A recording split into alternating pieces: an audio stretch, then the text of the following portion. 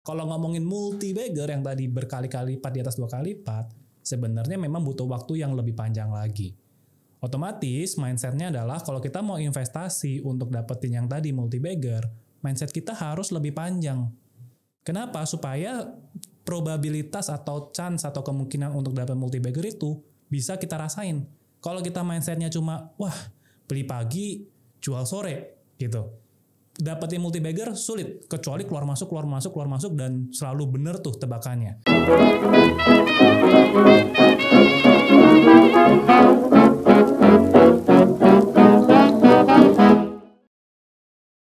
Halo teman-teman investor ajaib semuanya, berjumpa kembali bersama saya Rati Musikoningsih, Financial Expert Ajaib Sekuritas. Teman-teman, di hari ini kita kedatangan tamu yang sangat amat spesial, yaitu adalah Kefas Evander. Halo Ko Kefas, kita panggilnya Ko Kefas aja biar lebih akrab gitu ya Ko ya. Jadi Ko Kefas ini adalah founder dari Stock Up Indonesia. Jadi buat teman-teman mungkin udah banyak juga nih yang follow gitu kan Instagramnya. Hari ini kan kita mengundang Ko Kefas untuk datang ke podcast kita untuk berbagi nih. Kira-kira untuk tema kita hari ini adalah mencari saham multi bagger. Jadi buat teman-teman semuanya yang ingin tahu gimana sih tips and trick untuk mendapatkan di saham yang multi bagger, bisa tonton terus ya teman-teman sampai habis. Mungkin kita akan langsung aja menyapa bintang tamu kita hari ini. Halo Kak Kefas. Halo Mbak Rati. Oke, gimana nih kok kabarnya, baik ya? Sehat, puji Tuhan. Baik, ya. Oke kok. Mungkin kita langsung aja nih kok, teman-teman di sini udah nggak sabar juga dengerin Ko Kefas nih cerita dari Ko Kefas gitu kan. Nanti juga kita akan bahas terkait dengan gimana sih cara menemukan saham multi bagger. Nah sebelum ke situ mungkin kita akan kenalan dulu nih sama Ko Kefas. Kalau saya ingin tanya nih kok, dulu Ko Kefas tuh pertama kali terjun di dunia investasi tuh seperti apa sih, apa yang membuat Ko Kefas tuh bisa terjun di dunia ini gitu? Oke, pertama-tama halo semuanya, perkenalkan saya Kefas Evander. Pertama kali kenal saham udah dari tahun 2014. Waktu itu masih semester 4 atau 5 waktu kuliahan lah. Dan ya udah jalan 9 tahun, mau 10 tahun bentar lagi. Jadi ya banyak sekali manfaat yang udah dapetin karena kenal saham lah, terutama dari segi material. Ya alasan kenapa tertarik sama saham tentu bisa making profit ya. Jadi siapa yang gak pingin dapet tambahan cuan gitu kan. Jadi ya dicari-cari, ternyata investasi saham itu memang bisa profitable. Kemudian ya kalau saya selalu bilang gak ada bos, gak ada karyawan gitu kan. Jadi bisa kerja sendiri tapi tetap making money. Oke. Jadi seberapa penting sih menurut Ko Kefas tuh kita harus investasi buat anak muda khususnya ya? Karena anak muda kan biasanya nanti aja deh kalau misalnya saya mau investasi, mungkin pas saya ingin dapetin dana pensiun gitu kan ya, saya investasi nanti aja mungkin di umur 40-an gitu, di umur 50-an udah mau mendekati masa pensiun. Nah kalau menurut Ko Kefas sendiri perlu gak sih anak muda tuh untuk investasi gitu? Ya perlu banget gitu ya, karena sebenarnya ada dua teman baik buat seorang investor.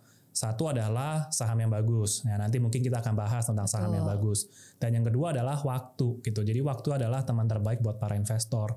Kenapa? Karena kalau kita mulainya lebih cepat, di saham atau di investasi itu kan ada kita kenal istilah compounding effect. Nah, compounding effect itu akan terasa ketika kita memang mulainya lebih early atau lebih dulu gitu. Jadi sebisa mungkin teman-teman yang belum mulai ya mulai gitu kan. Karena waktu terbaik ya sebenarnya ya hari ini kalau teman-teman belum mulai gitu. Oke, jadi kalau ditanya waktunya kapan sih untuk mulai investasi ya sedini mungkin gitu ya kok ya. Jadi, mulai dari berapapun nggak masalah gitu. Apalagi mungkin belum tanda kutip belum kaya nih, belum perlu investasi, salah. Bukan kayak gitu mindsetnya harus nunggu kaya dulu baru investasi. Tapi investasi itu adalah salah satu jalan untuk kita mencapai kekayaan. Nah, dan nggak masalah juga mulai dengan modal kecil gitu. Karena at least kita pas di tahun-tahun awal juga mungkin kan masih ada jatuh bangun, masih belum tahu strateginya. Jadi pas mulainya masih kecil tuh kalau kita udah nikmati salah-salahnya lah. Belum pakai uang besar salahnya gitu. Jadi kita belajar pelan-pelan di tahun 1, tahun 2, tahun 3. Nanti lama-lama kalau kita udah paham, udah lebih kenal dengan investasi, lebih kenal dengan saham, di tahun-tahun berikutnya itu baru mulai kerasa pertumbuhannya gitu. Oke, jadi kalau dengan modal yang kecil harusnya kita jadi beruntung gitu ya kok, karena kita bisa belajar dari kesalahan kita dengan modal yang kecil dulu nih. Jadi pas modal kita nanti udah tadi dari compounding itu modal kita udah makin banyak, nah nanti pastinya kita akan bisa meminimalisir kita punya resiko, kita punya kesalahan dalam berinvestasi. bisa dikatakan tadi sangat amat menarik ya teman-teman, apa namanya yang diberikan oleh Ko Kevas ya, tips and triknya di awal-awal aja kita udah dapet nih kok tips and trik untuk berinvestasi gitu kan ya. Baru mulai nih berapa menit gitu. Oke. Langsung kita mulai aja terkait dengan mencari saham multi bagger. Nah, di sini kita kan mungkin sering banget dengar di sosial media gitu kan. Ayo ikuti saham ini akan jadi bagger gitu, akan jadi multi bagger. Terus kemudian ada juga mungkin kita sering lihat juga di beberapa media ya, media massa, mass media juga ada terkait dengan headline-nya gitu kan. Ini adalah calon saham multi bagger. Nah, kalau dilihat-lihat multi bagger tuh apa sih? Kok saham multi bagger tuh apa? Mungkin bisa di-share nih ke teman-teman semua. Oke, bagger itu sebenarnya kayaknya kalau nggak salah itu istilahnya dari zaman permainan baseball sebenarnya, kan ada kayak bag itu kayak kotaknya gitu. Jadi pemainnya itu bisa ngelewatin berapa kotak gitu. Tapi kalau di saham diterapinnya adalah kalau saham itu naik 2 kali lipat, itu dibilangnya dapetin bagger.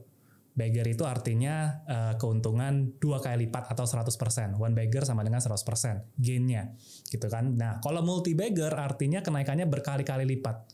Bisa 2 bagger atau 200%, 3 bagger, 300%. 10 bagger artinya 1000%, gitu. Jadi kalau multi bagger ya kenaikan yang di atas 2 kali lipat. Dari modal pertama kali kita beli saham nih, let's say modalnya 10 juta gitu kan.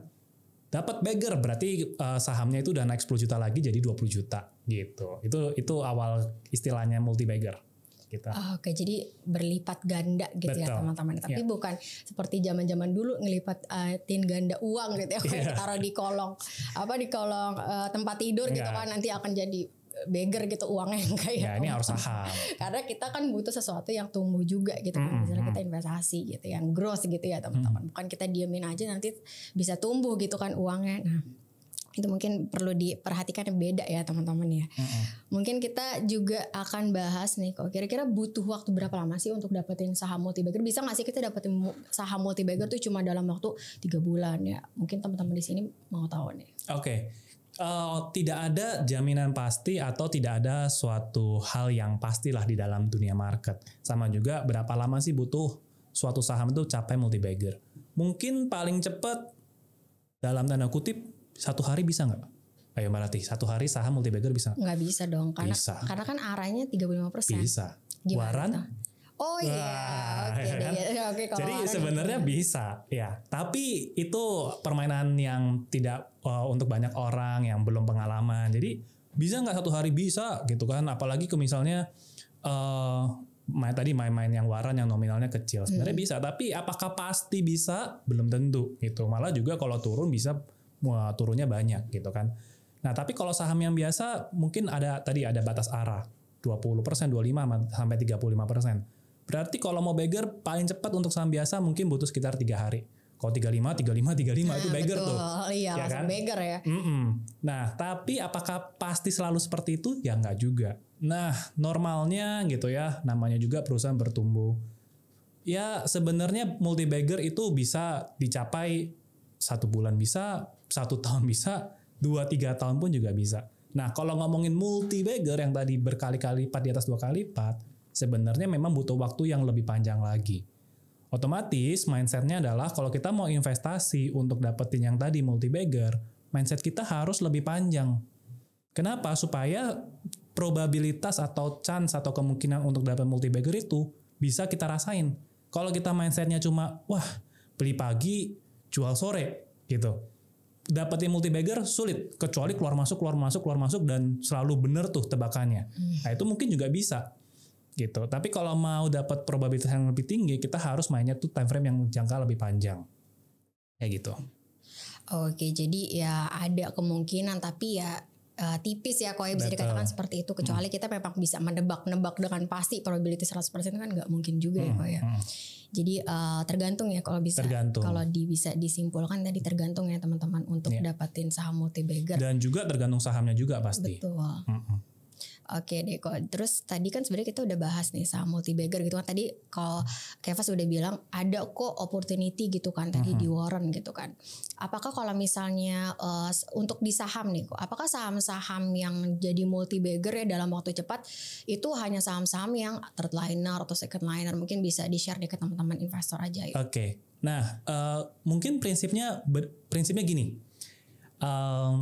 semakin kecil market cap-nya, kemungkinan multi-bagger-nya itu lebih besar sebenarnya. Ya, kenapa? Karena misalnya angka 1 triliun dibandingin sama 100 triliun itu udah jauh banget kan. 1 triliun naik 1 triliun lagi jadi 2 triliun. Itu baru udah numbuh 100%, udah bagger kan. Tapi kalau saham market cap 100 triliun naik 1 triliun itu cuma tumbuh 1%. Meskipun sama-sama tumbuh 1 triliun. Jadi kalau perusahaannya memang istilahnya small cap gitu ya, atau yang third liner, second liner, memang kemungkinan dapat multi baggernya bisa lebih cepat. Karena dia base-nya adalah market cap yang kecil. Tapi kalau market cap-nya udah jumbo, ya sebut aja misalnya kayak Astra, Bank BCA yang top market cap di Indonesia, untuk jadi double lagi, butuh perjalanan yang jauh lebih sulit dibandingin saham yang tadi cap-nya lebih kecil. Nah makanya sebenarnya kalau mau dapetin perusahaan-perusahaan atau saham-sahamnya multi-bagger, teman-teman bisa cari yang sebenarnya semuanya bisa ya. Kayak BCA bisa nggak double lagi? Masih bisa gitu, cuma butuh waktu yang lebih lama. Tapi kalau mau yang lebih bisa berkali-kali lipat, teman-teman juga bisa mulainya dengan cari saham-saham yang mungkin second liner atau third liner. Karena Astra atau BCA yang sekarang teman-teman lihat, awalnya juga market cap-nya nggak sebesar sekarang. Semua dimulai dari perusahaan yang kecil, lama-lama bertumbuh, akhirnya bisa multi bagger. Oke, jadi sebenarnya ada juga kemungkinan ya untuk big caps gitu ya, teman-teman, untuk jadi multi bagger, tapi butuh waktu yang lumayan panjang gitu. Betul. Ya kalau ya dibandingkan dengan yang second liner gitu kan gitu. Ya karena perusahaan udah besar, untuk dia bisa tumbuhin lagi skala perusahaannya lebih besar lagi 2 kali lipat, tentu butuh effort yang lebih berat juga gitu. Sedangkan kalau perusahaan kecil untuk dia double atau triple gitu ya, itu effortnya tidak sebesar yang big caps harus lewatin gitu.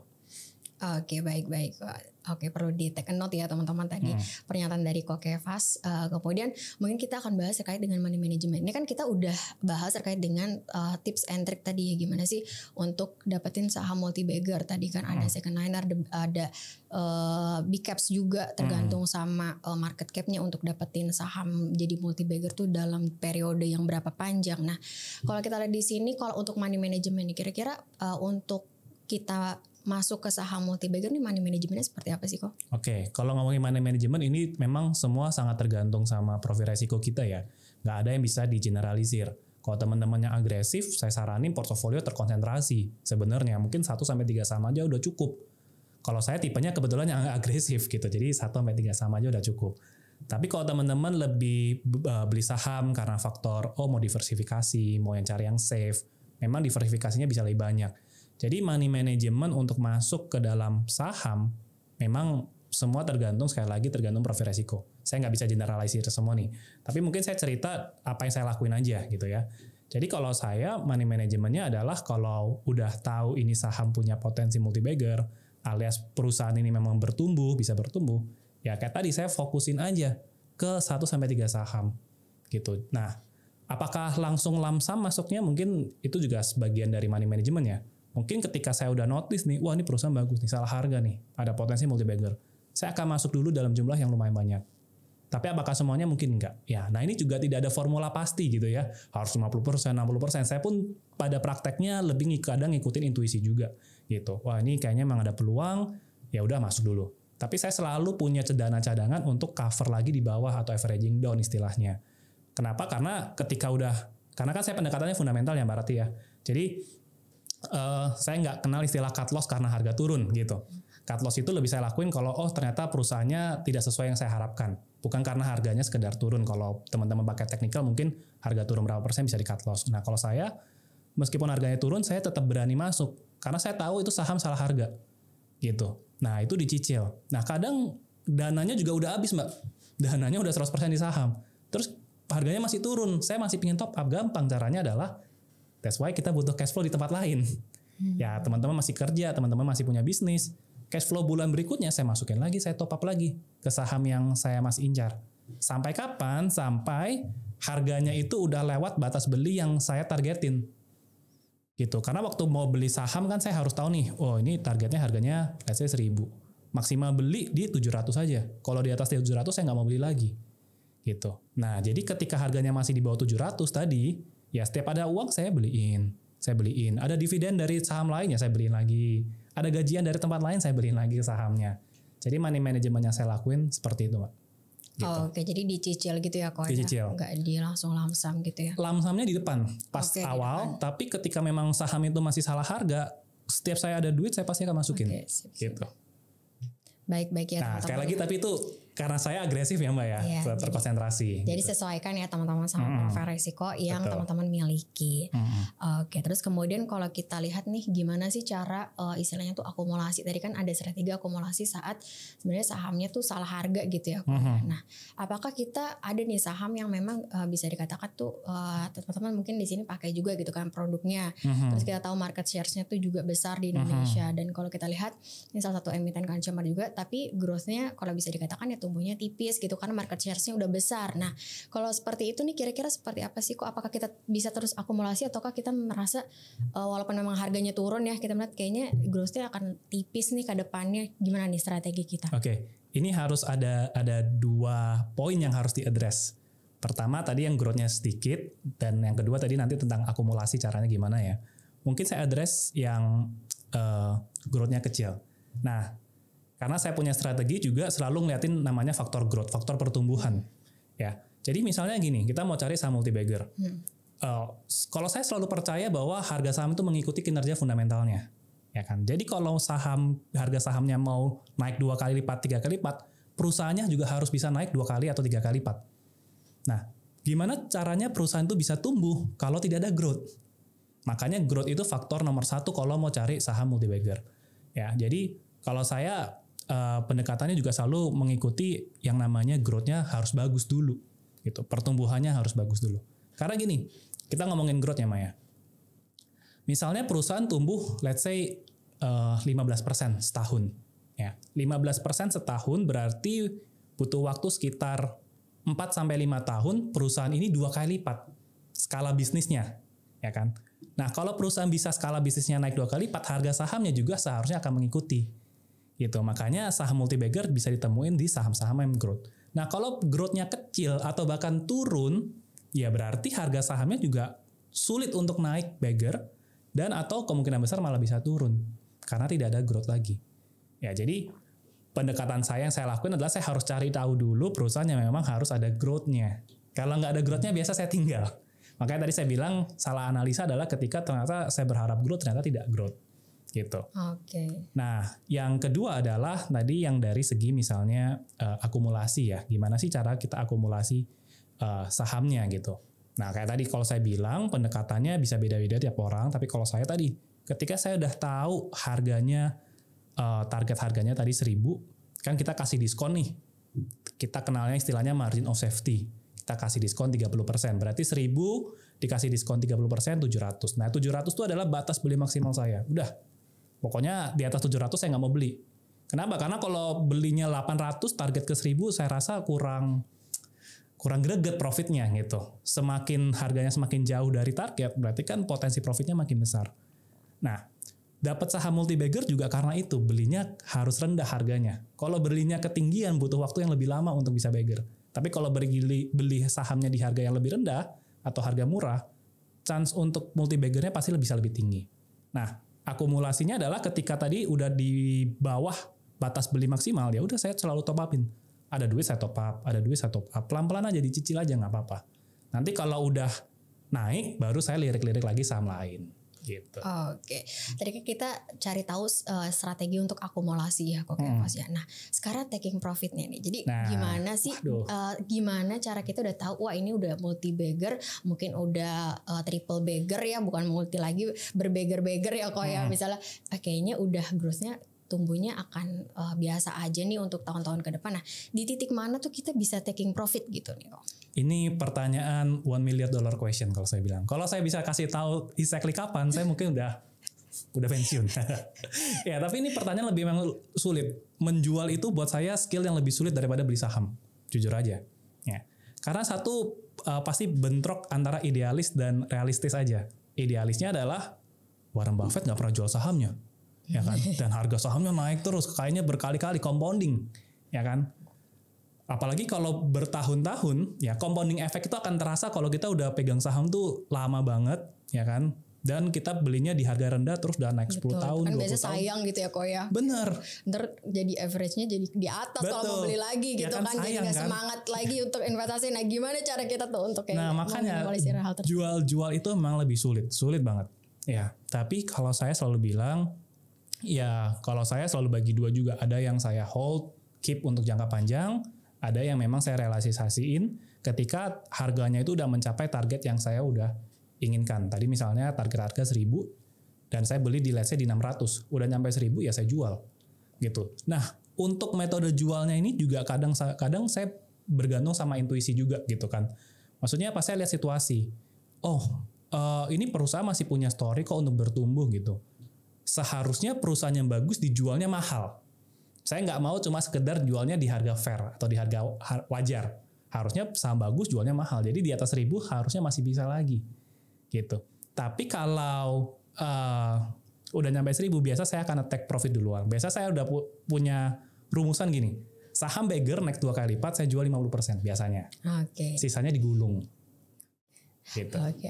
Jadi mungkin tinggal sisa cuannya aja di saham tersebut. Betul. Bisa dikatakan kayak gitu ya kok ya. Jadi keuntungannya profitnya udah teman-teman kalau enggak mungkin udah diambil di modalnya ya kok ya. Betul. Tinggal cuannya Modalnya udah diambil. Jadi ibarat investasi itu udah nggak mungkin rugi sebenarnya. Tinggal cuannya aja cuannya ditinggalin ya, dan kemungkinan besar tuh masih bisa growing atau berlipat-lipat lagi gitu.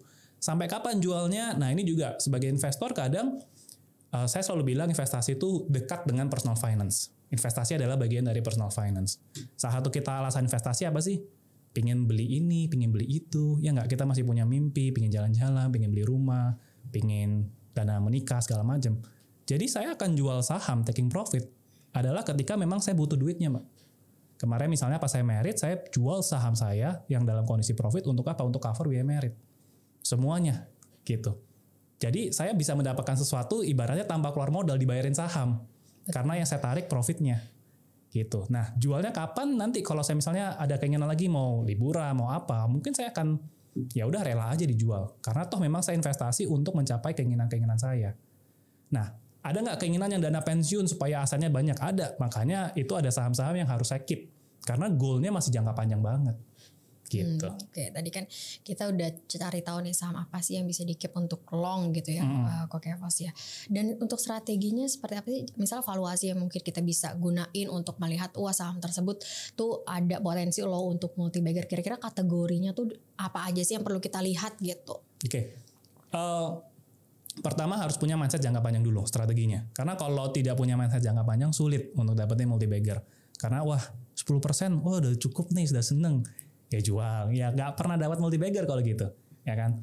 Jadi harus mindsetnya jangka panjang karena sekali lagi saya percaya harga saham itu mengikuti kinerja fundamentalnya dan perusahaan juga butuh waktu untuk selalu growing. Yang kedua adalah dari segi harganya harus sebenarnya beli harga wajar ya bisa multi bagger bisa, tapi kalau mau dapat multi bagger yang dahsyat gitu ya memang harus sabar untuk dapetin harga saham tuh di kategori yang under value. Nah, under value itu bisa terjadi mungkin di saat kondisi IHSG biasa-biasa aja bisa, tapi jarang. Justru kemungkinan besar terjadi under value adalah ketika market crash. Ya, jadi kalau mau dapat multi bagger jangan pernah takut sama market crash. Contoh kita lihat mundur ke 2020, mungkin banyak teman-teman yang baru mulai itu. Betul. Ya kan? Tapi banyak juga yang udah bisa dapetin multi bagger. Simple, kenapa? Karena memang saat itu lagi market crash, harga saham pada turun. Agak hoki-hokian dikit beli saham apa bisa tiba-tiba multi bagger. Nah, jadi jangan takut crash karena malah udah harga IHSG naik, teman-teman pada takut crash. Aduh takut crash segala macam. Nah, justru 2020 kalau nggak ada crash nggak pada multi bagger tuh.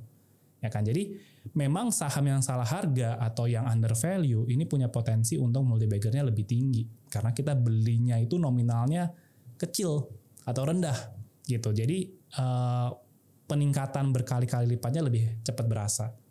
Gitu. Oke deh, jadi tadi ya ada momentum yang pas ya Koes per tahun 2020 mungkin di sini teman-teman juga ada yang ngerasain nih sahamnya jadi multi bagger di saat itu gitu kan ya. Lagi kalau kita aku tambahin juga dikit boleh. Ya. Tapi nggak harus nunggu market crash ya, nggak harus nunggu. Mungkin misalnya kayak sekarang gitu ya, kondisi lagi anteng-anteng aja, sideways. Ada nggak saham yang salah harga bisa ditemuin, bisa gitu. Nah itu kriterianya apa nih kok? Apakah harus lihat dari PI-nya, harus lihat dari PBV-nya atau seperti apa? Oke. banyak faktor ya. Mungkin kalau dari segi fundamental tentu tadi harus growth dulu. Ya, harus ada growth meskipun saham itu turun harganya. Tapi kalau memang karena perusahaannya memang makin jelek, ya sulit juga. Ya, jadi harus ada faktor apa sih potensi growth ke depan. Nah, kemudian kalau dari segi valuasi memang banyak cara ya. Kita bisa kadang suka lihat dari PE atau dari PB gitu kan. Kalau dari PE mungkin kita bisa lihat average 5 tahun ke belakang kayak gimana sih historical PE-nya. Ya, kalau perusahaannya kinerjanya makin bagus tapi valuasi PE-nya makin murah, nah itu bisa jadi peluang. Ya, atau misalnya PE rasionya kita bisa bandingin dengan growth. Gitu. Ini salah satu pendekatan yang menurut saya paling simple tapi juga powerful. Kita kenal rasionya adalah price earning growth, PEG. Ini dari Peter Lynch. Yes. Itu favorit saya banget. Ini sebenarnya simple dan powerful. Bandingin aja PE dengan growth. Udah.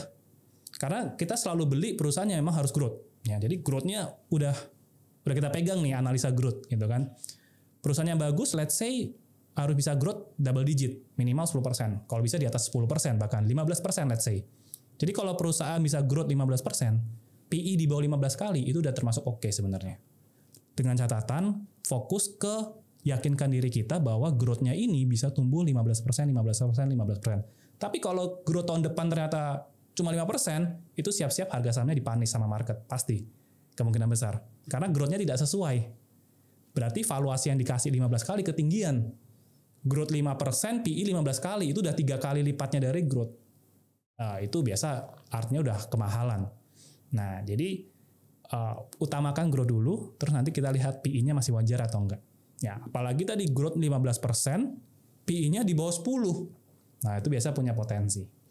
Oke, jadi tadi ada pendekatan Peter Lynch ya Koyo untuk melihat nih salah satunya tadi ada pendekatan yang teman-teman bisa gunain, tadi pendekatan yang digunain sama Peter Lynch terkait dengan PEG ya, jadi melihat PE dan juga growth-nya nih. Oke, mungkin kalau Keva sendiri dulu pernah nggak sih dapetin saham multi-bagger? Mungkin bisa di-share nih ke teman-teman semuanya.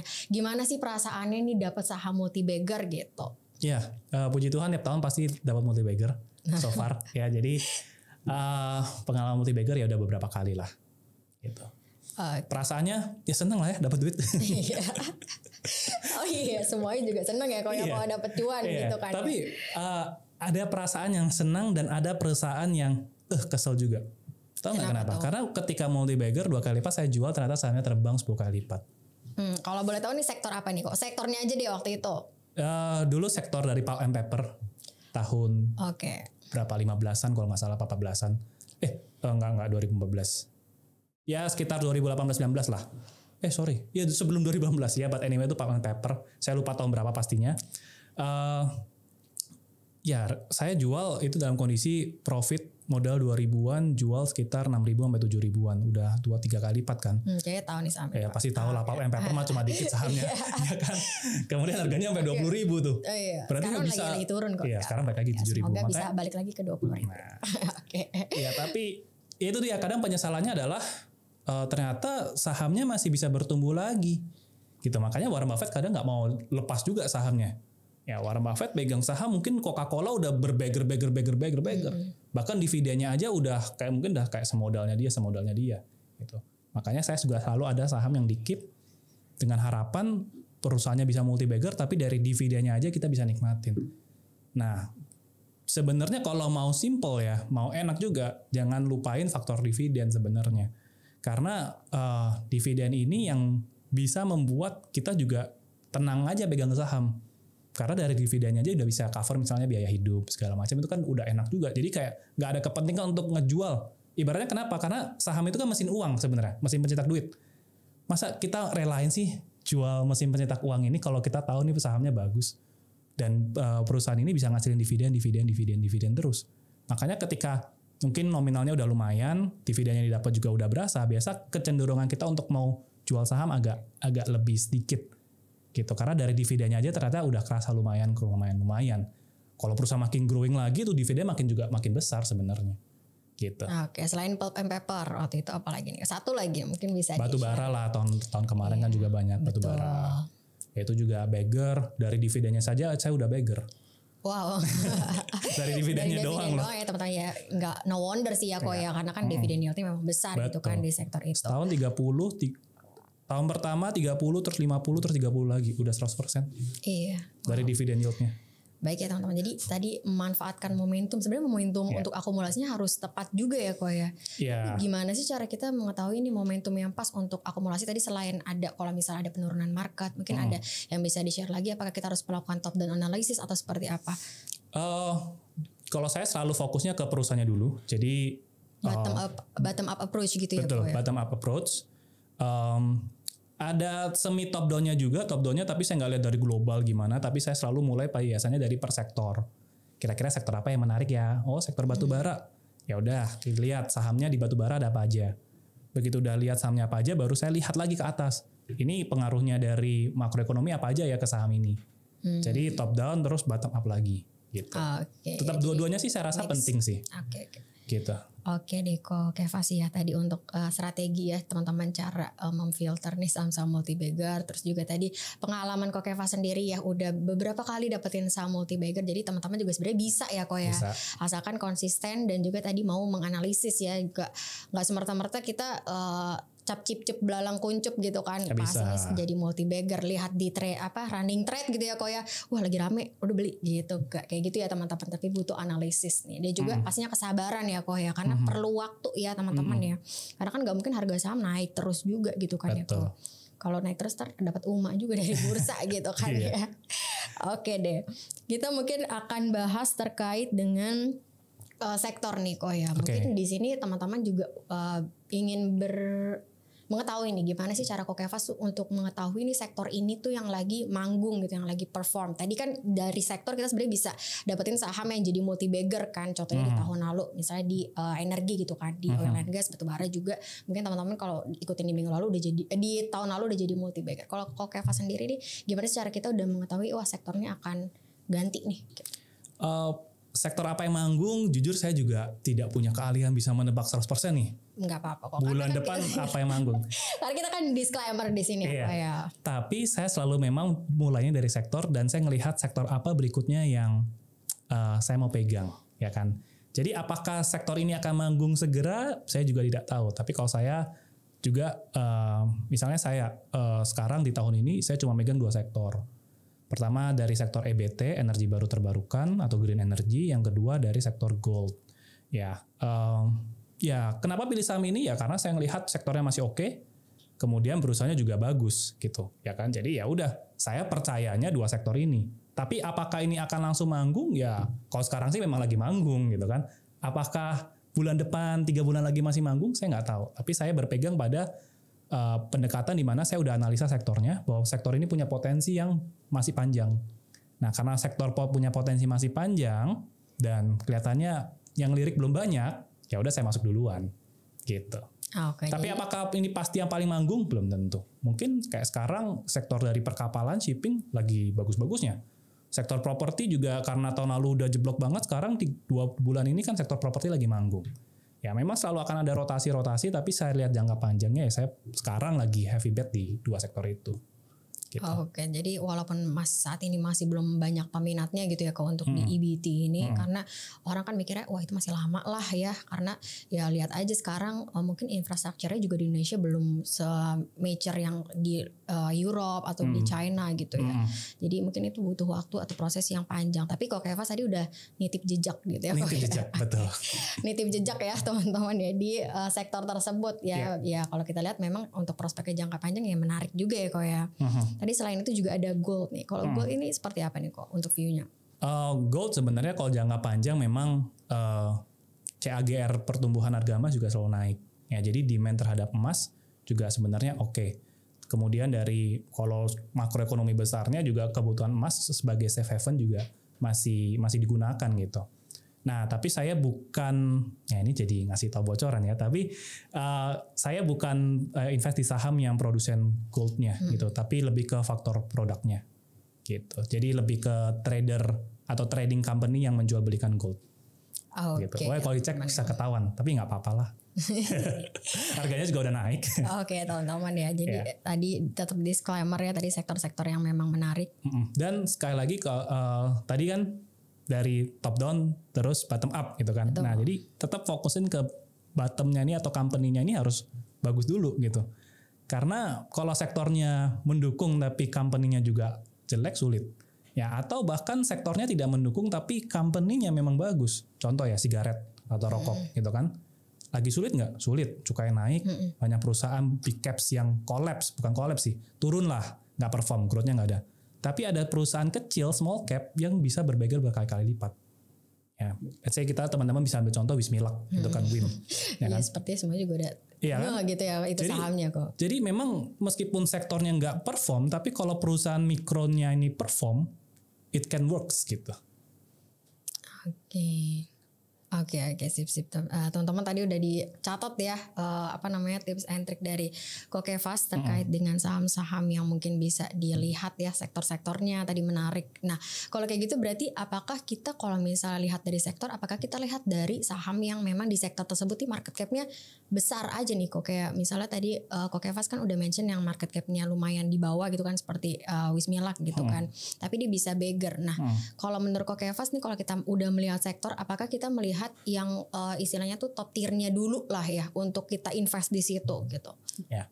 Kalau yang top tier-nya dulu biasa memang pendekatannya lebih defensif. Ya, karena memang dia udah punya nama, marketnya udah besar, kemampuan untuk bertahannya juga bagus, biasa lebih dipilih oleh sama investor-investor defensif. Kalau saya kan sekali lagi agresif ya. Jadi saya memang sukanya yang perusahaan-perusahaan yang kecil yang ada punya faktor growth-nya bagus nih. Nah, itu saya lebih suka di situ. Dan kadang ya saya menemukan bahwa meskipun small cap atau capnya kecil, tapi yang penting tadi rasio-rasio keuangannya juga harus bagus. Nah, yang bikin saya jadi semangat atau makin yakin adalah ketika perusahaan kecil ini ternyata punya rasio keuangan atau punya kinerja yang bahkan kinerjanya jauh lebih bagus daripada yang big caps. Wah, itu lebih mantap lagi. Jadi meskipun kecil tapi kinerjanya udah oke, wah, potensi growth oke, nah ini biasa yang saya suka. Tapi memang nemuinya sulit, ya gak gampang. Kalau gampang semua orang udah beli juga. Kalau semua orang udah beli, harga sahamnya juga udah naik, sulit juga. Gitu. Jadi memang ini pintar-pintarnya kita harus sabar, harus cari celahnya, gitu. Oke ya, jadi cari emas di tumpukan jerami gitu ya kok ya. Jadi teman-teman harus ada effort lah ya. Jangan tiba-tiba mimpi di siang bolong dapat mimpi beli saham X gitu jadi beggar ya, nggak kayak gitu ya kok ya. Jadi pasti butuh analis tadi Kokevas juga udah kasih ya pendekatan-pendekatan yang mungkin teman-teman bisa gunain untuk meng-screening saham-saham yang ada nih calon jadi multi beggar. Dan kalau kita lihat untuk IHSG sendiri nih kok, tadi kita dari awal ya belum ngomongin IHSG nih, ibunya ya. Nah, kalau IHSG sendiri menurut Kokevas tuh seperti apa sih kondisinya saat ini? Kita terakhir kemarin lihat GDP kita ya di kuartal 2 itu masih tumbuh ya 5,17% year on year. Kemudian kalau kita lihat dari sisi fundamental ekonomi kita, dari inflasi kita juga udah terjaga di 3,08% ya terakhir di bulan Juli. Kalau menurut Kokevas sendiri ini untuk IHSG sendiri ini ada nggak sih potensi yang istilahnya tuh bisa tembus lah sampai 7.000 gitu kan, karena katalis domestik tuh sebenarnya mendukung tapi katalis global nih kurang gitu. Kalau menurut Kokevas gimana? Nah ini dia, saya juga bingung gitu. Market kita emang sideways-nya udah panjang banget. Betul. Ya 7.000 sampai paling bawah mungkin 6.400, 6.500. Dibilang crash enggak, dibilang koreksi besar juga enggak, bullish juga enggak. Ya emang di situ-situ aja gitu. 7.000-nya nih susah banget ditembusin lagi gitu. Saya kemarin pas di komunitas saya bilang mungkin arahnya IHSG harusnya bullish dari bulan kemarin sampai bulan-bulan depan. Kenapa? Karena laporan keuangan kuartal 2 harusnya bagus-bagus. Dan memang bagus-bagus. Tapi saya nggak tahu sentimen LKQ2 aja nggak bisa ngangkat IHSG di atas 7.000 lagi. Nah, nunggu apa? Saya juga bingung sih sebenarnya IHSG nunggu apa gitu. Karena memang dibutuhkan untuk saya nggak tahu katalis yang benar-benar bisa ngedorong apa nih. Apakah memang harus ada sentimen global? Toh fund asing juga masih masuk terus ke kita, masih inflow terus kan, nggak ada capital outflow yang besar. Q2 juga kebanyakan bagus-bagus, ya kan? Saya bilang kenapa IHSG bisa sideways. Dari tahun lalu saya bilang karena menurut saya kutub magnetnya IHSG itu sekarang bertambah. Maksud saya gini, dulu IHSG itu ditopang sama Big Four banks, ya BCA, Mandiri, BNI, BRI. Itu aja mereka gerak, IHSG biasa bisa jalan, ya kan? Jadi kita lihat kalau sekarang IHSG di 7.000-an ini, BCA lagi dekat-dekat all time high nggak? Dekat, ya kan? BRI juga dekat, BMRI juga dekat-dekat area all time high. Tapi IHSG-nya kenapa nggak terbang? Kenapa? Karena ada magnet yang lainnya nih sekarang. magnet yang baru kecipta tahun 2021 tuh energi, ya kan. Saat global sulit, ISG kita malah bertumbuh salah satu yang terbaik di global. Kenapa? Karena energinya manggung, batu baranya manggung. Kita sampai dapetin saham Bayan yang jadi top market cap di Indonesia. Betul. Nah sekarang lagi turun, ya kan, lagi agak menurun. Otomatis itu ada magnet baru dari energi yang memberatkan IHSG sekarang. Karena harga-harga coal lagi turun, harga saham batubara lagi turun. Kemudian saya lupa tahun berapa ya, 2001 atau 2002 Goto IPO dengan market cap yang jumbo. Tapi ya boleh dikatakan harga sahamnya belum perform ya. Dengan market cap yang jumbo, harga sahamnya nggak perform, memberatkan IHSG juga. Jadi ada 3 kutub nih sekarang dari energi, dari Big Four Banks, dan dari Goto. Ya, yang market capnya sama-sama besar. Dan ini arahnya beda-beda semua. Energi lagi nyungsep, finance lagi bagus, Goto ya di situ-situ aja. Yeah. Nah kalau mau tembus ini mungkin tiga sektor ini harus kompakan naik semua. Gitu. Makanya sekarang IHSG kelihatannya sideways karena kutubnya bergerak berlawanan. That's why kalau saya ya IHSG boleh di situ-situ aja, yang penting sektor saham yang kau pilih bagus lah. Oke, jadi kuncinya di sektor ya kok ya. Jadi teman-teman harus perhatikan juga nih sektoralnya gitu ya. Mungkin di sini teman-teman mikir kalau misalnya wah IHSG misalnya tuh udah lumayan rebound gitu kan. Tadi kan di 6.500, sekarang udah mungkin di 6.800 sampai 6.900-an nih kok. Terus mungkin teman-teman mikir kok saham saya nggak kemana-mana. Mungkin teman-teman salah sektor ya. Betul. Karena jadi perlu diperhatikan. Banyak saham yang year to date-nya udah 30-40% daripada IHSG yang year to date-nya mungkin nggak nyampe 5%. Betul. Gitu. Oke kok. Tadi kita nyinggung terkait dengan energi. Kalau menurut Kok Kevas nih energi akan seperti apa sih di tahun depan atau di tahun ini nih sampai di akhir tahun? Apakah masih di situ-situ aja atau malah ntar akan ada penurunan gitu mungkin di tahun depan gitu kok? Energi khususnya batubara atau energi global nih? Energi batubara dulu deh. Energi batubara ya. View saya batubara nggak akan ditinggalin sebenarnya. Tapi memang harga coal yang di atas 200 kemarin memang sudah ketinggian. Jadi wajar lah untuk turun di area 100-an. Toh 100-an ini juga perusahaan masih profitable. Ya cuma karena euforianya waktu harga coal 200 ke atas tuh tinggi banget, ya sekarang koreksi juga wajar lah, toh perusahaannya masih bagus. Nah kalau saya selalu melihat bahwa namanya coal tuh pasti siklus, cyclical, ya kan. Jadi ada masanya sangat tertekan, ada masanya sangat berjaya. Nah sekarang dalam kondisi dibilang tertekan banget nggak? Enggak sih. Ya di atas harga coal di atas 100 perusahaan batubara belum tertekan. Mungkin kalau balik lagi 50 tertekan tuh, ya kan. Nah jadi kalau siklus yang terbaik untuk beli perusahaan komoditas adalah ketika cycle-nya lagi di bawah, ya kan. Nah jadi pertanyaannya apakah coal lagi di bawah? Saya rasa belum, tapi lagi menuju ke bawah memang. Berharap pas lagi masa sulit ini ya teman-teman kalau mau lirik lagi boleh. Karena toh tadi saya katakan bahwa batubara memang demand-nya masih ada, ya. Jadi beli yang terbaik adalah saat benar-benar lagi suram semuanya, lagi pada ninggalin, teman-teman bisa beli di harga yang murah, gitu. Jadi kalau energi nggak ditinggalin lah batubara, tapi ya kalau mau dapat momen bagus tunggu siklusnya memang benar-benar lagi down banget. Gitu. Oke. Jadi kalau misalnya mau akumulasi gitu ada yang mau tipis-tipis beli gitu ya kok ya untuk istilahnya buat long term gitu teman-teman nanti mungkin lihat dulu gitu situasinya ya saat mungkin batubaranya udah lebih turunan lagi gitu ya kalau untuk harga sahamnya gitu mungkin teman-teman bisa akumulasi untuk jangka panjang gitu karena bisa dikatakan masih ada potensi yang nggak bakal ditinggalin juga karena ya pasti ya negara berkembang itu masih akan pakai batubara gitu ya kok ya untuk saat ini gitu. Dan ya Indonesia juga kaya batubara, global juga butuh batubara. Ya meskipun kotor dan segala macam toh tetap batubara digunain, dan batubara itu punya dulu batubara bisnisnya simple, keruk tambang batubara dijual dijadiin pembangkit PLTU. Sekarang mulai digalakin kan hilirisasi batubara, ya ada mau dibikin jadi DME gasifikasi ya kan, terus di upgrade lagi batubaranya supaya jadi yang metallurgical coal ya kan. Jadi peluangnya sebenarnya masih ada. Dan yang gasifikasi ini kelihatannya lumayan bagus lah secara ekonomis juga. Jadi bisa bikin another revenue stream buat perusahaan batubara. Ya tapi ini masih tahapan baru mulai. Teknologinya mungkin baru berkembang nanti mungkin another 3 atau 4 tahun yang ke depan sih. Gitu. Oke. Jadi ya teman-teman tadi bisa di take a note dia pernyataan dari Ko Kefas. Kemudian mungkin kita akan bahas nih Ko. Tadi kan untuk sektor jangka panjang itu long investing tadi Ko Kefas udah mention gitu kan sektornya apa. Kalau misalnya untuk di semester 2 nih, kita jangka di semester 2 aja deh. Kira-kira ada yang menarik gak sih kok sektor yang mungkin teman-teman investor aja bisa lihat ya? Sektor yang menarik khususnya semester 2 ya. Betul. Di YouTube saya bikin. Yaitu adalah teman-teman bisa nonton YouTube. Nonton dia tapi bisa lah di sini cuplikannya ya kok ya. Saya bilang pariwisata. Berarti udah liburan?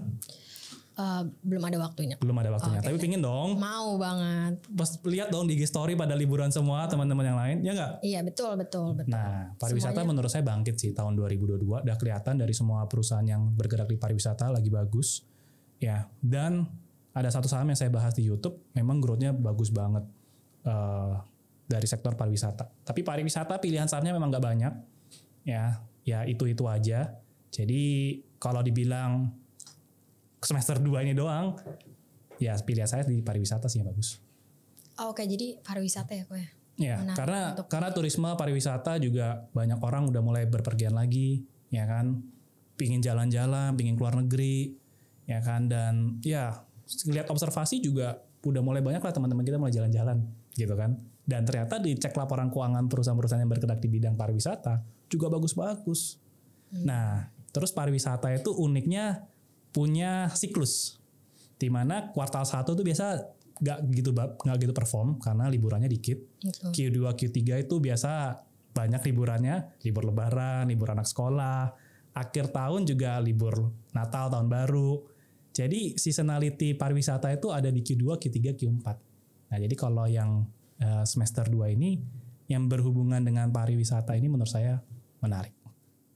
Oke, jadi kalau kita lihat kan kemarin juga banyak liburan ditambahin gitu ya Ko ya. Nah itu jadi katalis positif untuk di sektor pariwisata. Nah kita udah di penghujung nih kok acara kita di hari ini, podcast kita di hari ini. Nah mungkin Ko Kefas bisa nih kasih wejangan gitu buat teman-teman investor ajaib semuanya. Kira-kira gimana sih cara kita memanage kita punya money gitu, memanage kita punya uang ya untuk dapetin saham multi bagger, atau mungkin Ko Kefas juga mau kasih tips and trick nih berinvestasi di pasar modal. Mungkin bisa di share ke teman-teman investor ajaib. Oke, ya untuk dapetin saham multi bagger semuanya pasti perjalanan ya. Gak langsung teman-teman harus mengincar multi bagger, atau gak langsung teman-teman pilih saham yang paling benar. Mungkin ya teman-teman akan ada ngalamin struggle-nya. Tapi ya jangan khawatir, jangan takut ya, tetap jangan quit lah dari permainan ini, karena investasi itu adalah permainan jangka panjang lah. Dan kalau kita punya mindset yang jangka panjang, kemungkinan besar kita menang tuh atau untuk profit tuh lebih tinggi lah. Ya jadi wejangan dari saya adalah punya fokus untuk yang long term. Nah kemudian adalah investor tuh sebenarnya kan juga pekerjaan ya. Investor tuh pekerjaan. Pekerjaan pertama adalah beli saham dan di hold gitu ya. PR yang kedua adalah analisa. Nah ini kadang yang suka teman-teman lewatin. Yang penting dapat rekomendasi, udahlah dibeli gitu kan. Tapi lupain faktor analisa. Jadi investor ataupun trader pun juga harus sering analisa. Karena itu memang job desk-nya kita sebagai trader atau sebagai investor. Ya kalau nggak ada analisa, nggak ada keyakinan di saham yang kita beli. Makanya harus rajin-rajin analisa. Gitu. Oke deh teman-teman ya, jadi harus rajin analisa, jangan malas untuk analisa, ikutin rekomendasi sana sini, ujung-ujungnya jadi bias ya teman-teman. Betul. Semuanya dibeli, ternyata portofolio banyak banget sampai 20 gitu ya kok. Tadi Mbak Rati bilang juga kan nyari emas di tumpukan jerami. Betul. Ya kan, jadi untuk nemuin emas di tumpukan jerami kan nggak gampang. Ya gimana kalau kita nggak punya waktu untuk memang benar-benar mencari, ya sulit kita nemuin. Tapi kalau kita rajin rajin analisa ya, nanti teman-teman pasti bisa akan dapetin juga. Oke. Super sekali ya teman-teman semuanya ya, tadi wejangan dari Ko Kefas nih. Mungkin di sini teman-teman juga udah kenal banget sama Ko Kefas karena sering juga mungkin teman-teman lihat di sosmed gitu kan ya, di YouTube ya teman-teman. Jadi terima kasih Ko Kefas udah datang di podcast Cuan Talks Ajaib Sekuritas. Semoga kita bisa bertemu kembali ya nanti di next event ya Ko Kefas ya. Dan mungkin Ko Kefas bisa say bye dulu buat teman-teman investor ajaib. Oke, semuanya thank you banget udah nontonin podcast ini. Semoga teman-teman bisa ngerasain manfaatnya. Ajaib.